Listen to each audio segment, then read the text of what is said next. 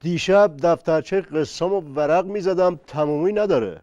تا آخر عمر بدهکار مهربونیتم آیه دکتر. کوچیک هرچی آدم با معرفت دار و مرام ستیزه. وصیت کردم قبل از مرگم قلبمو اهدا کنن، ولی میگن امضای صاحبش لازمه. اجازه میدی قربونت؟ اجازه میدم به شرطی که بری سر سوالای جا وای نستی، حرفای پرت و پلا نزنی. آیه دکتر یه پیام کوتاه داریم از مسیج. مسیج که خودش همون پیام کوتاهه. نه این یکی سردار مسعود جزایریه. معاون فیروزآبادی رو میگی؟ اوه اوه اوه، طرف ببین دیگه چه مشنگیه که رئیسش تازه فیروزآبادی میشه. به مشنگ گفتن که تو چرا اینقدر خنگ و پپه‌ای؟ گفت این که چیزی نیست، بابامو ندیدی؟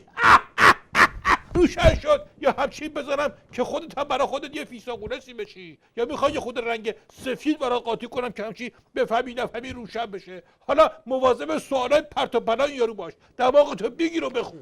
دکتر من که هنوز چیزی نگفتم شما روشن میکنین. به هر حال تو نامش گفته که این استکبار جهانی خیلی شانس آورد که ما جا زدیم و ترسیدیم تنگه رو ببندیم، وگرنه فکش پیاده بود. من دوست ندارم با این شوت مشنگ دهن به دهن بشم. ما ضعیف کش نیستیم. با رئیسش هم تازه به زور حرف میزنم. خودت یه جوابی بهش بده، دست به سرش کن ببینم چه کار میکنی. ببین جزایری عزیزم، خیلی شانس آوردی که دکتر آدم حسابت نمیکنه و جوابتون نمیده، وگرنه تیکه بزرگت گوشت بود.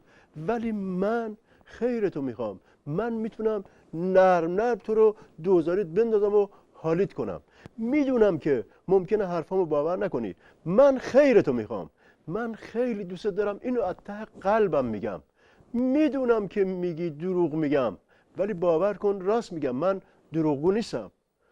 دروغگو خودتی و پدرت و کل و کسی کارت. ناکس عوضی 7 جد و آباد دروغگو هست. اون فیروزآبادی دروغگوه. دستم بهت برسه همچی با کف گرگی میزنمت که شیکمت رو زمین خط تولد بندازه. بابا کشتیش بدبخت. آخه آی دکتر به من میگه دروغگو. تو کثیف نکنه، تو هم عوضش کشتیش دیگه. من فکر کنم یه مقدار جوگیر شدی، جو گرفته. مرحوم عوضی همیشه میفهمودن بزن بهادر، عرض کردم بله میفهمودن که یارو باباش مرد رفت بابا رو خاک بکنه، جو گرفتش همونجا تو خاک دست انداخت، کنده رو کشید، بعدش هم یه بارانداز تمیز طرفو برد رو پل. روشنت نمی کنم. برو سر سوال بعدی. موضوع داغ بعدی آی دکتر مصلحی نوشته. گفته اسمم رو مخفف نمی کنم چون که ممکنه دکتر تشخیص نده و خجالت بکشه. بگو لازم نکرده فکر منو بکنه. همین که برام نامه می نویسه من خودم خجالت میکشم. به هر حال ایشون نوشتن که من خیلی نگران این برادر بشار هستم که سرنگون بشه. اون وقت دیگه ما بدبختیم. خوبه یه تعداد زیادتری پاسدار و بسیجی بفرستیم اونجا کمکش. بشی سر جات ناکس. تو قاچ زینو بچست. از سواری مال استراتژیستای نظام که فکر اونجاشو میکنن.